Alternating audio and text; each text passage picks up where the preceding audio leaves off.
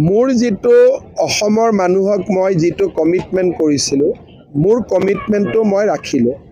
যেতিয়া প্ৰথমবাৰ মই কৈছিল যে গৌৰৱ গগৈৰ পত্নী বিদেশী তেতিয়া গৌৰৱ গগৈয়ে নিজৰ পত্নীৰ বিহুৰ মুগাৰ মেখেলা চাদৰ পিন্ধা ফটো এখন দি কবিতা লিখিছিল যে মই কিমান মিছা কথা ক'ব পাৰো আজি মই অসমৰ ৰাইজৰ আগত প্ৰমাণ কৰি দিলো যে ৰাজনীতিত হিমন্ত বিশ্ব শৰ্মাই এটা অসত্য কথা নকয় তেওঁ যদি মোক চ্যালেঞ্জ নকৰিলেহেঁতেন অসত্য কথাৰে মই হয়তো ইমান দূৰলৈ নুসুমালোহেঁতেন বাকিখিনি এতিয়া কেন্দ্ৰীয় চৰকাৰৰ দায়িত্ব বাকিখিনি কেন্দ্ৰীয় চৰকাৰে চাব যোৱাকালি তেওঁ প্ৰেছ কনফাৰেন্সত যিবোৰ কথা ক'লে যে ভিসা নোহোৱাকৈ তেওঁ ৰাৱালপিণ্ডিলৈকে গৈছিলে কিন্তু তেওঁ নিজে আৰু অধিক বেয়া কৰি ল'লে যিমান মই কৈছিলো তাতকৈ তেওঁ নিজে বেয়া কৰি ল'লে যেতিয়া নিজ মুখে দিয়ে তেওঁ কৈছে তেওঁ নিজে উত্তৰ দিয়ক কেন্দ্ৰীয় চৰকাৰে যেতিয়া তেওঁ খুধা পোছা কৰিব কমেন্ট কি আছে তেওঁ নিজে কৈ দিলে তেওঁ ৰাৱালপিণ্ডিত গৈছে ইয়াত আৰু কমেন্ট কি দিব মই কোৱা কথাৰ কমেন্ট দিব পাৰি তা তেওঁ নিজে কোৱা কথাৰ কেনেকৈ কমেন্ট দিব তেওঁ যে ৰাৱালপিণ্ডিত গৈছে আৰু ৰাৱালপিণ্ডি পাকিস্তান আৰ্মিৰ হেডকোৱাৰ্টাৰ এটোতো মই কোৱা নাছিলো মইতো নাজানিছিলো তেওঁহে কৈছে গতিকে তেওঁ কোৱা কথাৰ ওপৰতে আপুনি কি টিপ্পনী দিব এটো তেওঁহে কৈছে এটো স্বীকাৰোক্তি টাইপ হৈ গ'ল মোৰ যেটো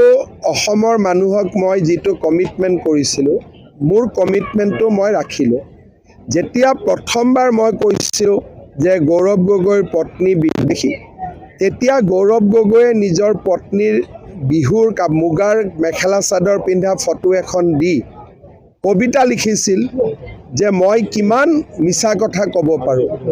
আজি মই অসমৰ ৰাইজৰ আগত প্ৰমাণ কৰি দিলো যে ৰাজনীতিত হিমন্ত বিশ্ব শৰ্মাই এটা অসত্য কথা নকয়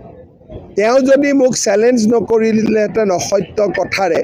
মই হয়তো ইমান দূৰলৈ নুসুমালোহেঁতেন বাকিখিনি এতিয়া কেন্দ্ৰীয় চৰকাৰৰ দায়িত্ব বাকিখিনি কেন্দ্ৰীয় চৰকাৰে চাব যোৱাকালি তেওঁ প্ৰেছ কনফাৰেন্সত যিবোৰ কথা ক'লে যে ভিসা নোহোৱাকৈ তেওঁ ৰাৱালপিণ্ডিলৈকে গৈছিলে কিন্তু তেওঁ নিজে আৰু অধিক বেয়া কৰি ল'লে যিমান মই কৈছিলো তাতকৈ তেওঁ নিজে বেয়া কৰি ল'লে যেতিয়া নিজ মুখে দিয়ে তেওঁ কৈছে তেওঁ নিজে উত্তৰ দিয়ক কেন্দ্ৰীয় চৰকাৰে যেতিয়া তেওঁ খুধা পোছা কৰিব কমেন্ট কি আছে তেওঁ নিজে কৈ দিলে তেওঁ ৰাৱালপিণ্ডিত গৈছে ইয়াত আৰু কমেন্ট কি দিব মই কোৱা কথাৰ কমেন্ট দিব পাৰি তা তেওঁ নিজে কোৱা কথাৰ কেনেকৈ কমেন্ট দিব তেওঁ যে ৰাৱালপিণ্ডিত গৈছে আৰু ৰাৱালপিণ্ডি